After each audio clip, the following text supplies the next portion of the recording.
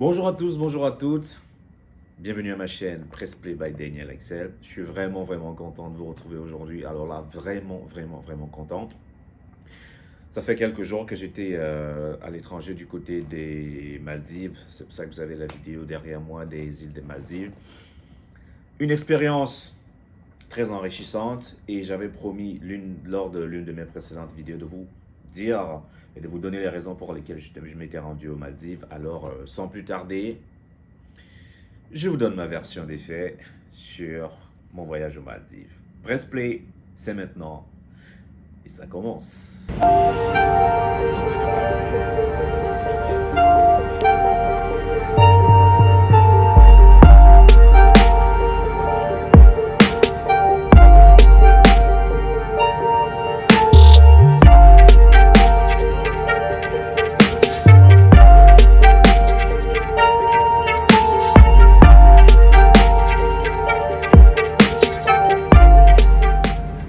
Une fois de plus, bienvenue à ma chaîne. Je suis content de vous retrouver comme je l'avais déjà dit.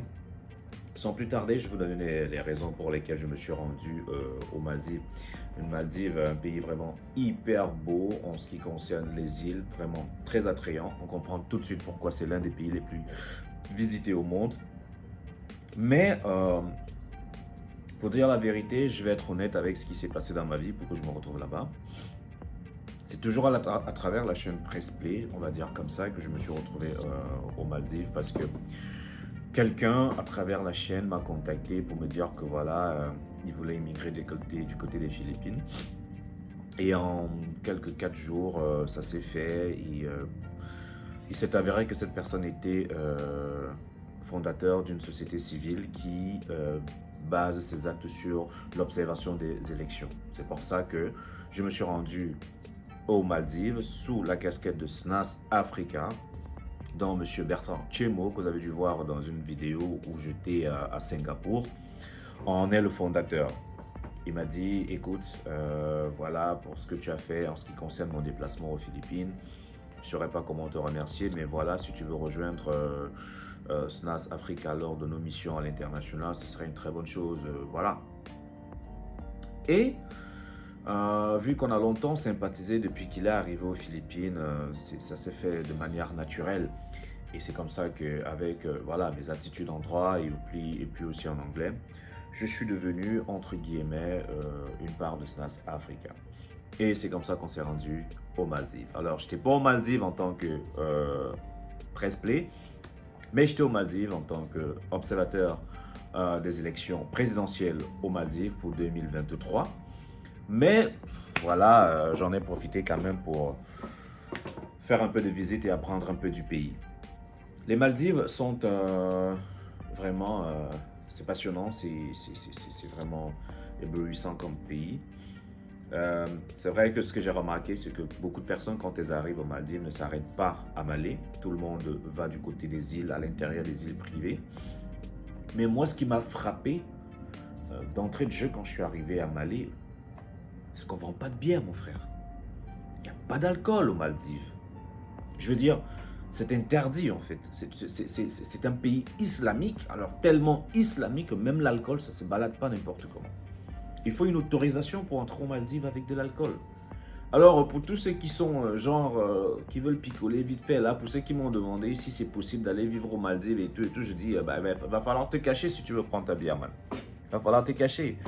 Donc, c'était la première des choses parce que vous savez, quand on arrive quelque part, ce qu'on fait en premier, c'est qu'on cherche où est-ce qu'on va manger et où est-ce qu'on va boire. Ça ne veut pas dire qu'on est alcoolo, tu vois. Mais c'est simplement que voilà, c'est comme ça que nous on est, c'est comme ça. Donc, on a essayé de regarder un peu. On a dit, voilà, le café où on peut prendre un truc, on nous dit non, pas d'alcool ici, c'est interdit. Pour boire de l'alcool, il faut aller dans les îles retirées qui sont loin dans les océans, les îles privées, les resorts comme on appelle, beach resort. Et c'est là-bas que vous pouvez avoir de l'alcool. Et si vous voulez entrer avec de l'alcool à partir de l'aéroport, vous devez demander une permission, une autorisation pour ça. C'est la première des choses qui m'a frappé. Deuxième des choses qui m'a frappé, je voudrais tirer un grand chapeau à nos frères nigériens, nos frères de la communauté nigérienne. Pourquoi, vous allez me demander? Pourquoi, vous allez me demander? Mais simplement parce que ces gars, ils se retrouvent toujours là où on ne les attend pas. il y a un dicton qui dit, si tu vas quelque part, tu trouves aucun Nigérien, mon frère fuit, ça veut dire qu'il n'y a rien là-bas. Je ne sais pas si c'est vrai, mais quand je suis arrivé aux Maldives, nous sommes allés manger à Copacabana, un petit café, un petit restaurant à Ulumale, pas loin de la plage là, juste en bordure de la plage. Il y avait, on a été surpris de voir une femme noire qui était là, une jeune femme noire qui travaillait dans un café. On s'est demandé, mais wow, une jeune femme noire, qu'est-ce qu'elle fait ici? En fait, on se posait tellement de questions que la jeune dame, elle s'est rendue compte que voilà, on était intéressé par sa présence. Poliment, elle est venue vers nous et nous a demandé Hey, how are you? Elle a répondu I'm fine. Et voilà, la question qu'on pose tout le temps quand on est à l'étranger, Where are you from? Et là, je réponds We're from Cameroon. Elle dit Oh, you're from Cameroon? I'm from Nigeria. So, whoa, you're from Nigeria? How long have you been there? Jean lui demandait Ça fait combien de temps t'es ici? Et elle dit genre Ça fait 6 months already. Wow, ça fait 6 mois et elle travaille dans un café. J'étais très content de la voir parce que ça faisait quoi toute une journée et demie, je pense 2 jours qu'on avait passé aux Maldives et on n'avait vu aucun noir, vraiment aucun noir. Et il a fallu qu'on aille à Ulumale pour en voir. Et le lendemain, dans la soirée, dans la nuit, après nos réunions et tout, quand on revient, tac, je tombe sur quoi?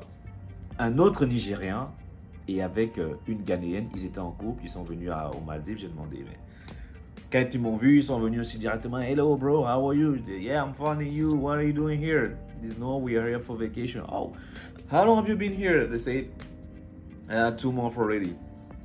Vous êtes en vacances ici depuis 2 mois. J'étais surpris, quoi. Les vacances de 2 mois aux Maldives, il faut sacrément avoir des sous. Mais bon, écoute, on va pas se mentir.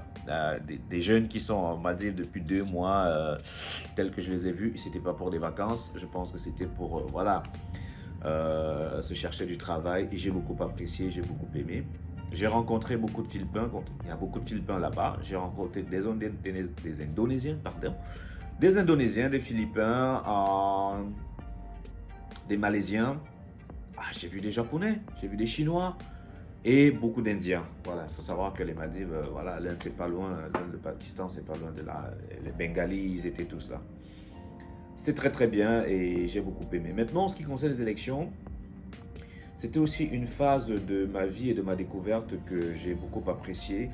Je me suis frotté aux organismes de la communauté européenne, l'Union européenne, le Commonwealth. J'ai tenu des réunions avec, quand même, avec le président de la commission électorale des Maldives, un monsieur très très sympathique. Je lui passe un très grand bonjour parce qu'il a dirigé cette élection vraiment avec beaucoup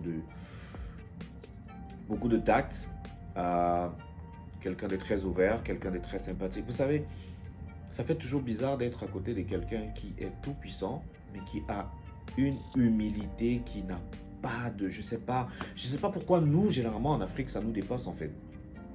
Ça nous dépasse. Une fois que quelqu'un est arrivé à un petit poste là, il devient inaccessible, il devient prétentieux, orgueilleux. C'est-à-dire que pour lui, les autres n'existent pas. Mais je vous jure que l'humilité que j'ai trouvée aux Maldives, ça m'a fait réfléchir, les gars. Ça m'a véritablement fait réfléchir. J'ai beaucoup apprécié ce monsieur. J'ai beaucoup apprécié les personnes du gouvernement des Maldives avec lesquelles j'ai discuté. J'ai même beaucoup apprécié les membres des organismes civils et les membres des organismes internationaux qui sont venus, qui tout le monde était, c'est-à-dire que ouvert. En fait, tu voyais des gens qui étaient tellement simples, mais qui te géraient des grandes choses. Je pense que c'est quelque chose que nous devons copier en Afrique, en fait. Et les élections ont duré 2 tours, en fait. Il y a eu un tour le 10 septembre et un autre tour le 30 septembre. Le président sortant, que j'ai eu la chance de rencontrer, a malheureusement ou heureusement, je ne sais pas, perdu les élections. Je ne suis pas politique, ce n'est pas mon rôle de juger. Et ceci montre qu'effectivement, il y a de la démocratie dans ce pays-là et que voilà, la démocratie prône dans ce pays-là. J'apprécie vraiment la façon dont les choses se sont passées. Ils ont été très ouverts, on nous a accueillis, on nous a acceptés, on nous a affectés des agents de liaison. Vous pouvez voir Alsen, j'espère qu'il regardera cette vidéo parce que voilà, Alsen qui a été très sympathique en tant qu'agent de liaison, qui était chargé de voilà, nous montrer de nous accompagner et de nous apporter toute l'assistance dont on avait besoin. C'est-à-dire que si tu veux un stylo, si tu veux manger, si tu veux aller visiter quelque chose, si tu as besoin de toute chose, en fait, il est là pour ça. C'est lui qui t'apporte tout le soutien. Il était accompagné d'une jeune dame. Il m'a dit que c'était sa première fois, c'était ses premières élections. Et devinez quoi, il avait à peine 21 ans. Et ils étaient nombreux comme ça à participer en tant que commissionneur, en tant qu'agent de liaison. C'est-à-dire qu'il y avait énormément de jeunes, énormément de jeunes. C'est des choses qu'il faut copier, les gars. C'est des choses qu'il faut instaurer dans l'Afrique. C'est-à-dire qu'il faut inclure la participation des jeunes dans le jeu politique, dans le développement d'un pays, en fait. Moi, c'est quelque chose, je ne sais pas, j'arrête pas de crier ça parce que même ici aux Philippines, c'est la même chose, en fait. C'est des jeunes qu'on trouve un peu partout dans des postes ou chez nous en Afrique. C'est des hommes âgés qui devraient aller à la retraite ou bien qui devraient être là pour juste conseiller, mais qui se disputent encore des postes avec les jeunes. Moi, c'est quelque chose que j'ai vraiment apprécié. D'accord? Donc, il ne faudrait pas attendre que quelqu'un ait 40 ans avant de dire qu'on peut lui donner quelques responsabilités. Alsen, il a 21 ans, le jeune. Il a 21 ans, le jeune homme que vous voyez entre nous, là. Il a 21 ans. La jeune dame avec qui on était, elle n'a pas plus de 26 ans. Hein? Et même quand nous sommes allés à la commission électorale, à la commission, il y a beaucoup de jeunes là-bas. Énormément de jeunes qui travaillent. L'assistante personnelle du chairman, du président de la commission électorale, c'est une jeune fille. Celle qui s'occupait des différentes, comment on va dire ça, des délégations qui sont venues pour les élections, c'est une jeune fille. Donc, excusez-moi si je suis un peu, je ne sais pas si je prends ça avec beaucoup d'énergie, mais c'est parce que c'est quelque chose que j'ai apprécié et je dis les gars, où que vous soyez, quoi que vous fassiez, si vous avez l'opportunité de vous rendre à l'étranger. L'étranger, ce n'est pas seulement en Europe, en Asie ou en Amérique. Même si vous êtes Camerounais, vous allez au Gabon, vous êtes Guinéen, vous allez au Tchad, vous allez au Mali, vous allez en République centrafricaine, vous allez en Sud-Afrique, à l'Afrique du Sud. Faites-le. Parce que quand vous sortez, quand vous mettez votre nez dehors et que vous embrassez d'autres civilisations, vous embrassez d'autres cultures, vous embrassez d'autres pays, ça vous ouvre l'esprit. Vous devenez créatif, vous apprenez l'humilité, surtout quelque chose qui est très important. Et surtout, vous développez un sens de la production que vous n'aviez pas avant. Le sens de la production, c'est cette idée créatrice qui vous permet, c'est-à-dire que cette partie de vous qui fait naître des idées de développement, des idées d'avancement. Et je vous promets, les Maldives, pour moi, ce n'était pas la beauté du pays et tout ce qui va avec, mais c'était surtout cette expérience que je voudrais que chacun d'entre nous apprenne et que chacun d'entre nous considère. Moi, il y a, on va dire, deux choses dans cette expérience. Le fait que j'ai rencontré dans ma vie quelqu'un que j'ai aidé sans contrepartie, un monsieur venu de nulle part que je ne connaissais pas, d'une autre région et tout, que j'ai aidé et puis nous sommes devenus des amis et puis partenaires, collaborateurs et je me suis retrouvé dans quelque chose que j'avais jamais imaginé en fait. C'est-à-dire qu'être un observateur international des élections. Deuxième chose, l'expérience qu'on acquiert en voyageant, en rencontrant, en embrassant d'autres communautés, c'est quelque chose d'important. C'est vraiment, vraiment important. Il y a l'école de la vie, il y a la sagesse de la vie. Il y a l'éducation qu'on obtient à l'école, mais il y a également l'expérience qu'on acquiert en embrassant d'autres civilisations, en voyageant, en se déplaçant, en s'ouvrant à d'autres personnes.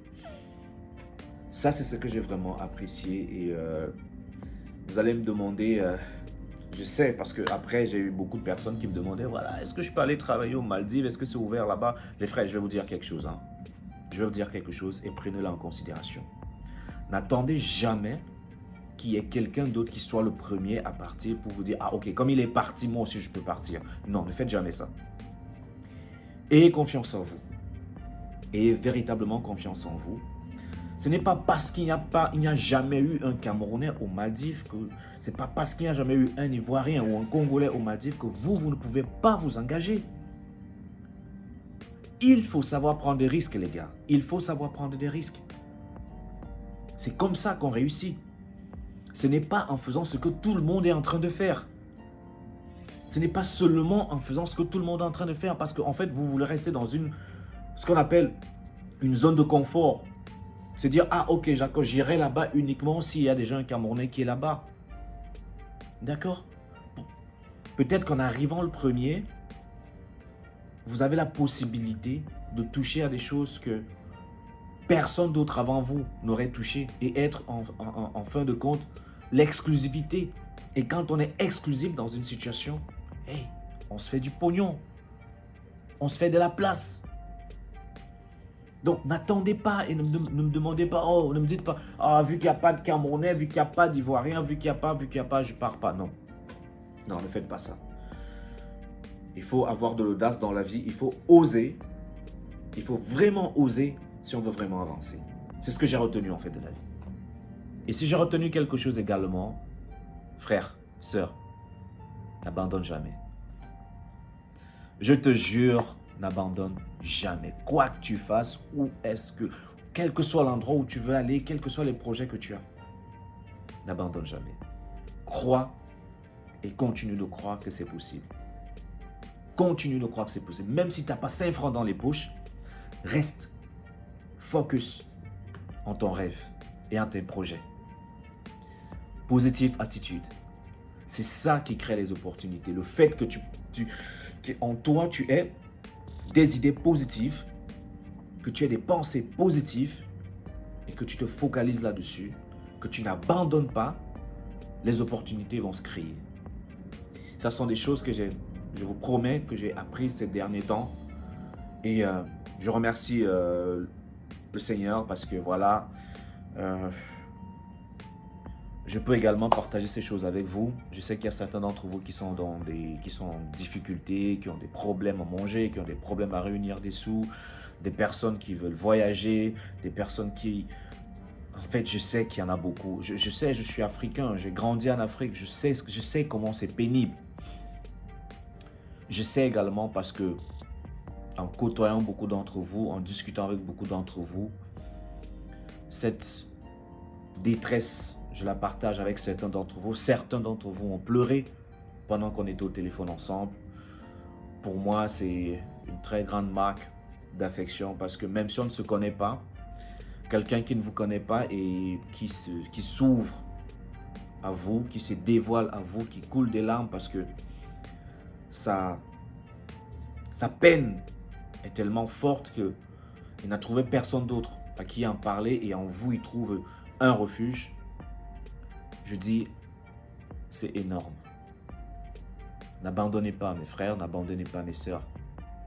Battez-vous. Croyez en vous. Il y a certains que je verrai ici aux Philippines, d'autres que je verrai au Cameroun, d'autres que je verrai au Canada, d'autres que je verrai aux Maldives, d'autres que... Je suis sûr et certain. Avant la fin de cette année encore, il y aura des gens ici. Si je peux aider, j'aide. Donc, les Maldives, et puis autre chose que j'ai remarqué aux Maldives, c'est que, vous savez, là-bas, une femme, vous ne pouvez pas vous laver en bikini, maillot de bain. Non, c'est impossible, vous ne faites pas ça. On ne se lave pas en maillot de bain à Malé ou à Ouloumalé, non. Pas de bikini. C'est des djellabas, je crois que c'est comme ça que ça s'appelle, c'est-à-dire que les femmes restent carrément avec le truc, avec les voiles et tout là, parce qu'ils sont très islamiques. Mais j'ai quand même vu quelques femmes un peu libérées, il n'y en a pas beaucoup, c'est-à-dire que j'ai vu il n'y en a pas beaucoup, les femmes avec des cheveux dehors, il n'y en a pas beaucoup. Il n'y a vraiment pas beaucoup de femmes comme ça là-bas.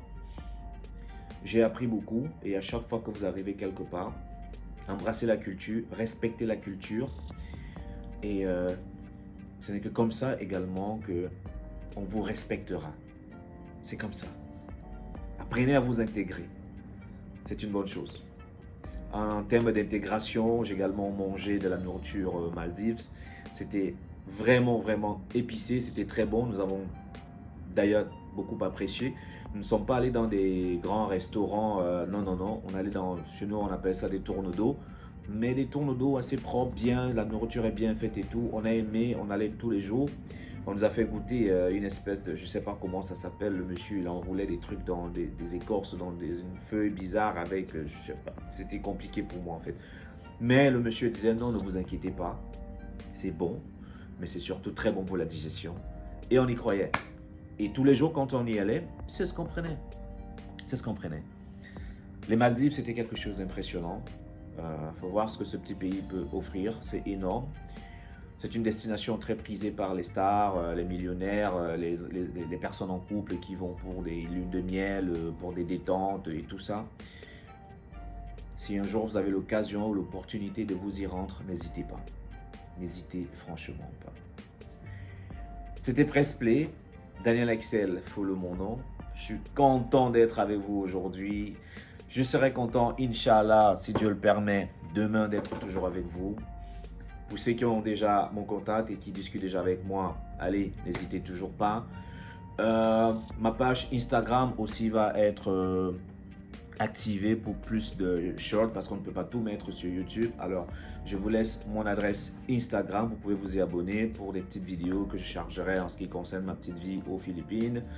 Pour le reste, pour ceux avec qui nous avons des projets, restons concentrés, croyons en nous et les choses avanceront.